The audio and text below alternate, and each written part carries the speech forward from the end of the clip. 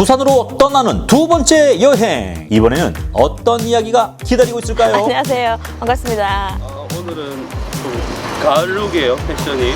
그렇죠. 오늘 좀 바람이 쌀쌀하게 바람이 많이 불어서 이제 가을 날씨인 것 같습니다. 오늘 코스 소개 좀 한번. 시작합니다. 오늘 코스는요, 서부산 쪽에 이제 유라리 광장, 영도대교가 있는 유라리 광장을 가고, 그다음에 자갈치 시장을 또 투어를 하고요. 그래서 이제 자갈치에서 식사를 하고, 그다음에 부산의 상징인 용두산 공원에 가서 부산 타워를 타고요. 그리고 근대 역사 박물관에 가서 이제 관람을 하고 저녁 식사하고 이제 숙소로 갈 예정입니다. 오늘은 좀 제법 좀 많이 이동해야 되겠네요. 네, 이제 지하철로 이동하다 보니까 이제 지하철에서 이제 여행 관광지까지는 조금 거리가 있을 것 같습니다. 그래서 오늘 하루가 즐거운 하루가 될 것 같습니다. 그럼 체력은 좀 충전해 오셨어요? 네, 어제 푹 잤습니다. 잘 잤습니다. 그럼 오늘 파이팅 한번 할까요, 우리? 파이팅! 편리한 도시철도를 타고 오늘도 부산을 가로지르며 힘찬 여정을 시작합니다. 부산 도시철도는 빠르고 편리하게 부산의 주요 관광지를 이어주는 교통수단인데요. 그래서 도시철도와 함께하는 부산의 여행은 더욱 특별합니다. 오늘의 첫 코스, 남포역입니다. 남포역에서 딱 걸어서 3분 거리, 바로 그곳에 영도대교 도계 관람 명소로 유명한 유라리 광장이 있는데요. 이름부터 남다르죠? 유럽의 유와 아시아의 라를 합쳐서 유럽과 아시아 사람들이 함께 어우러 즐기는 장소라는 의미를 담고 있습니다. 광장에는 한국 전쟁 당시 피난민을 기리는 동상이 서 있고 바로 앞에는 부산 앞바다가 끝없이 펼쳐져 있습니다. 깡깡이 마을로 향하는 길. 영도다리 이제 갑니다. 여유 있게 다리를 건너면 위를 걷는 느낌. 영도대교를 건너며 마주하는 풍경은 익숙하면서도 어딘가 좀 색다르죠. 다리 이렇게 직접 건너보니까 어때요? 맨날 영도 다리만 바라보다가 이렇게 걸으니까 너무 새로운 경험입니다. 맨날 차로만 이동했는데 그죠? 드디어 깡깡이 마을에 도착했습니다.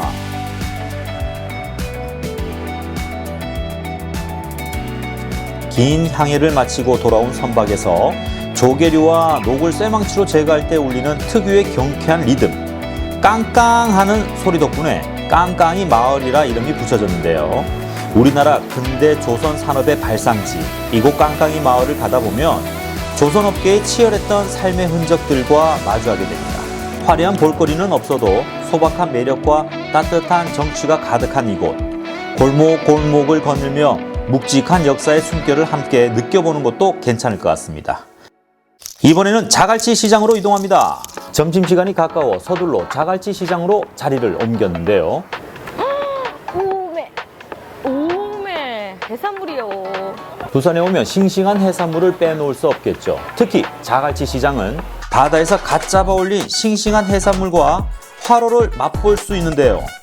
여기에 상인들의 정은 덤으로 챙겨볼 수 있습니다. 오늘의 점심 메뉴는 매콤한 매운탕과 신선한 회덮밥. 든든하게 먹고 다시 힘을 내서 여정을 이어가 보겠습니다. 푸른 파도 향기를 머금은 생선들. 부산 사람들의 살아있는 손맛이 더해져서 맛있는 음식으로 재탄생하기도 했는데요.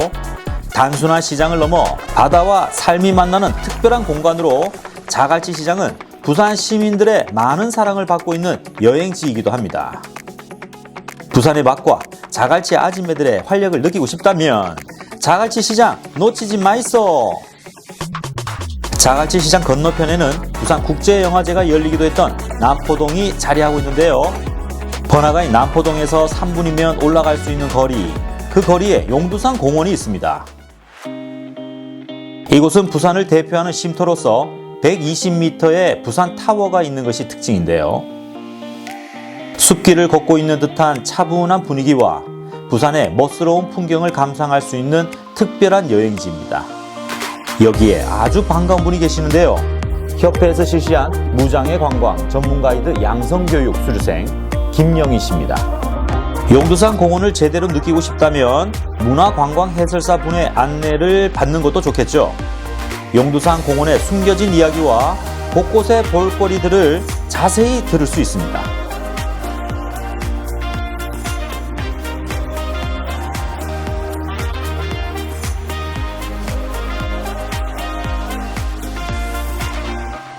특히 이 꽃시계 앞은 용두산 공원의 대표 포토존이죠. 여기 부산에 유일하게 있는 또 하나가 있습니다.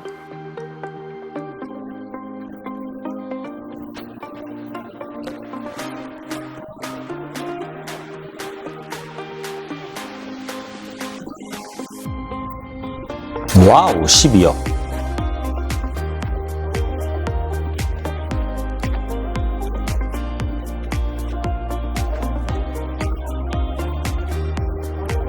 광장 한가운데 반가운 얼굴이 기다리고 있습니다.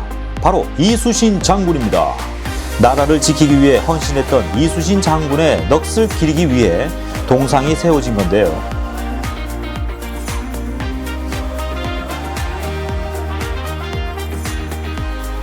이수신 장군 동상 뒤편에는 대한민국의 독립을 위해 일했던 백산 안희재 선생의 동상을 만나볼 수 있습니다. 용두산 공원은 휴식 공간을 넘어 역사의 숨결이 살아있는 공간입니다. 감상을 하다 보니 어느덧 용두산 공원의 정상에 다다랐는데요.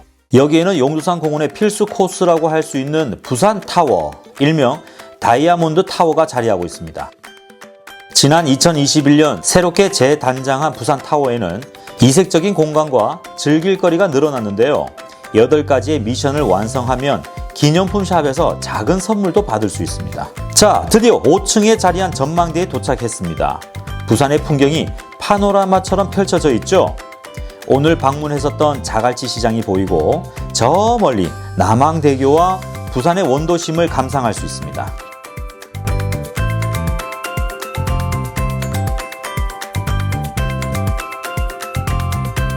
전망대의 풍경을 배경으로 잊지 못할 추억도 새겨봅니다. 부산타워 2층에는 전시 공간이 마련되어 있는데요. 한편에는 부산의 사계절을 볼 수 있는 공간도 마련되어 있다고 합니다.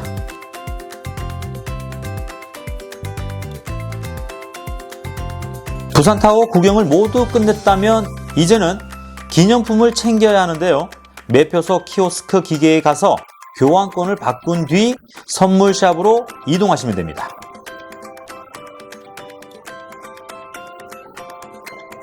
기념품까지 무료로 받을 수 있으니 부산 여행의 즐거움이 더욱 커지는 것 같죠? 용두산 공원에서 내려와 보수동 방면으로 가다 보면 부산 근현대 역사관을 볼 수 있습니다.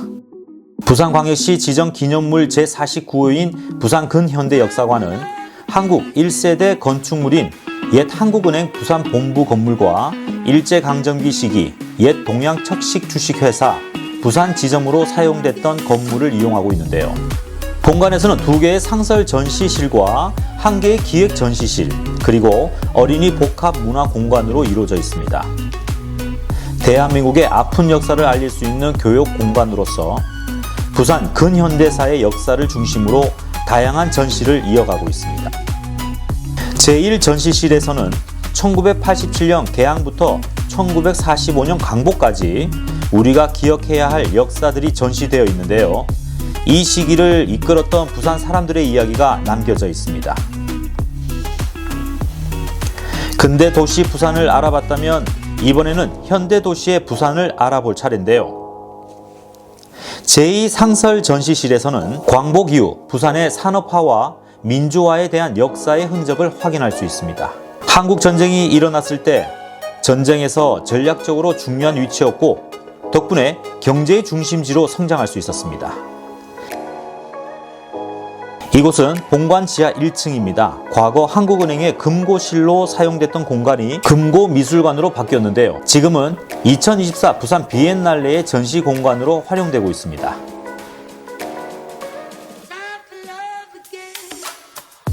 금고실이 만들어내는 독특한 분위기 속에서 부산 비엔날레의 전시 작품을 감상하는 색다른 즐거움, 여러분들도 꼭 한번 경험해 보시기 바랍니다.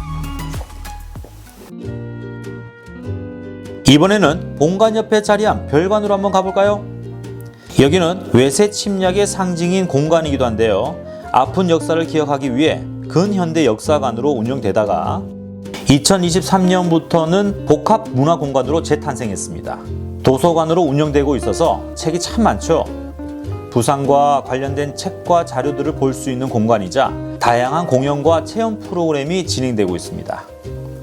부산 근현대 역사관 별관에도 다양한 볼거리로 가득한데요. 책과 함께 차분한 힐링을 원하신다면 부산 근현대 역사관의 별관 여행이 그 답이 되어줄 겁니다. 첫날의 여행이 점점 끝나가고 있습니다. 숙소에 가기 전에 음식점으로 이동을 해야 되겠죠. 자, 어서 서둘러야 될 것 같습니다. 이번 역은 하단역입니다. 날씨가 쌀쌀해지면서 따끈한 국물이 그리워지죠. 그래서 선택한 음식은 대구탕입니다. 뜨끈한 국물 한 모금에 하루의 고단함이 눅 녹듯이 사라져버립니다.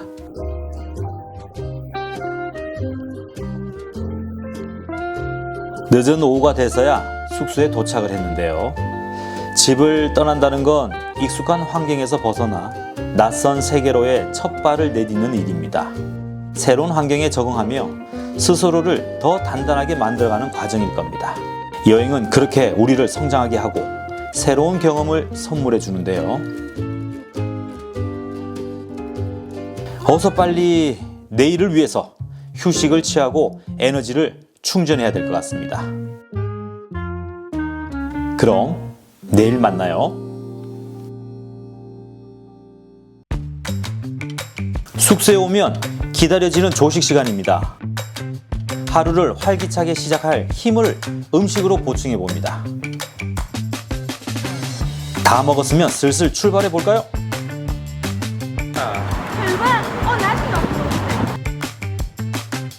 여행지를 향하는 발걸음이 오늘따라 무척 가볍습니다. 설렘 가득 안고 떠나는 둘째 날 첫 여행지는 낙동강 하구 에코센터입니다. 낙동강 에코센터는 세계적인 철새 도래지였던 을숙도를 보존하고 관리하기 위하여 만들어진 센터인데요. 그곳으로 가는 길은 평화롭고 고요하기만 합니다.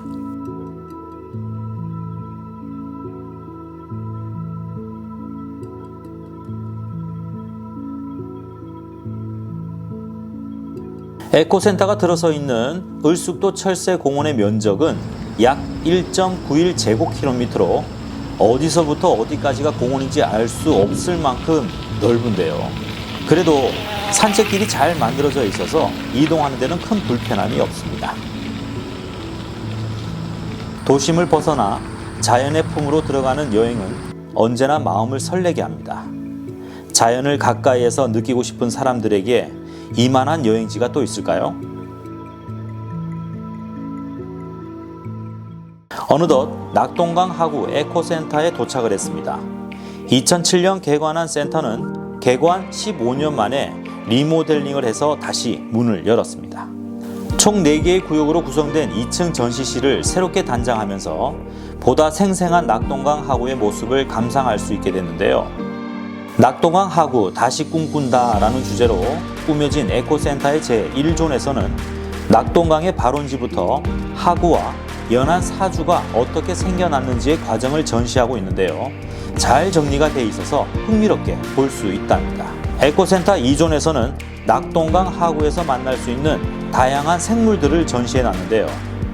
동식물을 직접 만지고 관찰할 수는 없지만 표본 전시물을 통해서 간접적으로 체험할 수 있는 공간입니다.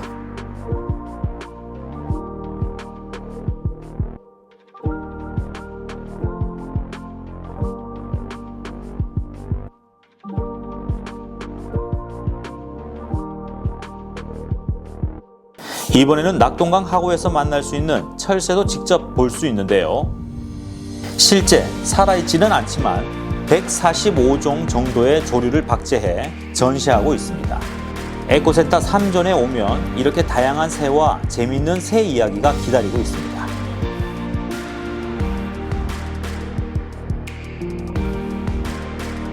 낙동강 하구에 서식하고 있는 철새와 다양한 동물들을 망원경으로 직접 관찰할 수 있는 곳이 바로 에코센터 4존인데요. 철새들이 자유롭게 날아다니는 모습과 자연 속에서 살아가는 동물들의 생생한 모습을 가까이에서 만나볼 수 있습니다. 자연과 하나 되는 특별한 경험을 할 수 있는 공간이기도 하죠. 다음 장소로 이동하기 위해서 접수 누르면 돼요. 장애인 콜택시 두리바를 접수하는데 이용하기로 지금 접수하게 했습니다. 돼 있어서 접수 현황으로 차량이 여기 있다는 거. 강동 2층은 도착합니다. 아, 네, 지금 앞에 나와 있습니다. 네. 두리발이 배차가 되었습니다. 덕분에 원하는 목적지까지 빠르게 이동할 수 있어서 정말 편리하답니다. 이번에는 다대포 해수욕장으로 향해 합니다. 낙동강 하구와 만나는 바다, 그리고 세계 최대의 규모를 자랑하는 다대포 꿈의 낙조 분수까지. 부산에서 유일하게 갯벌이 조성되어 있는 다대포 해수욕장인데요. 크고 넓은 포구라는 의미를 담고 있는 부산의 대표 여행지죠.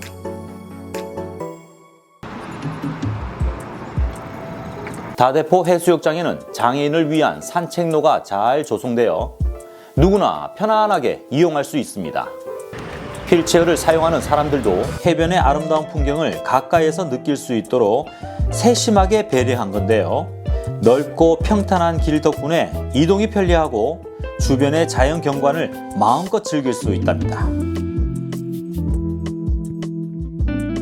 이런 노력 덕분에 다대포 해수욕장은 관광약자분들뿐만이 아니라 남녀노소 누구나 함께 어우러져서 즐길 수 있는 공간으로 자리 잡았습니다. 다대포의 특별한 매력을 느끼고 싶다면 고운이 생태길을 따라 걸어가 보시는 건 어떨까요? 다대포 해변공원 근처에 자리한 고운이 생태길은 약 653m로 이어진 생태 탐방로입니다. 나무 데크로 만들어져 있어 누구나 편하게 걸을 수 있는 길인데요. 특히 다양한 동식물을 가까이에서 관찰할 수 있어 자연 생태계를 직접 체험할 수 있습니다.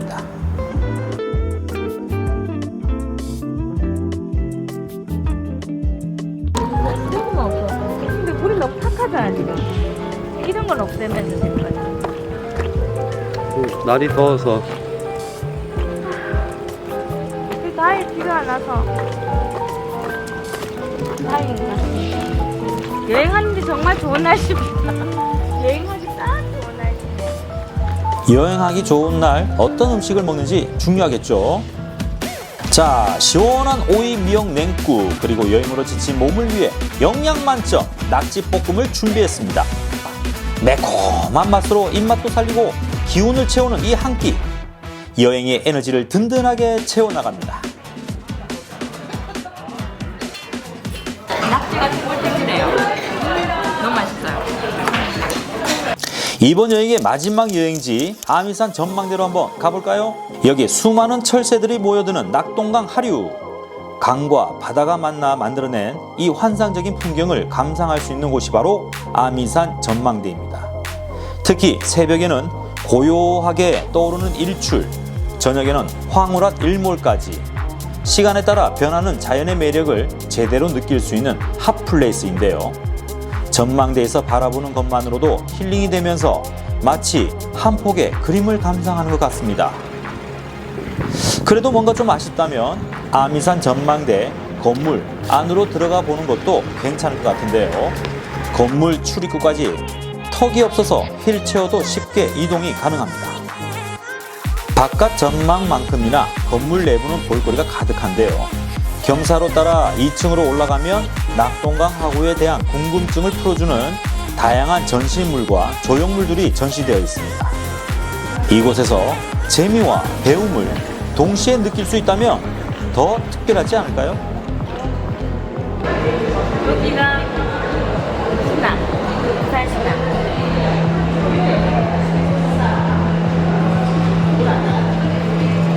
도시철도를 타고 부산 곳곳을 둘러본 이번 여행. 낯선 풍경 속에서도 설렘과 익숙함이 느껴졌는데요. 바다와 도시, 역사가 어우러진 부산의 매력은 그 자체로 특별한 추억이 되어갑니다. 다음 여정을 기약하며 이번 여행을 마칩니다.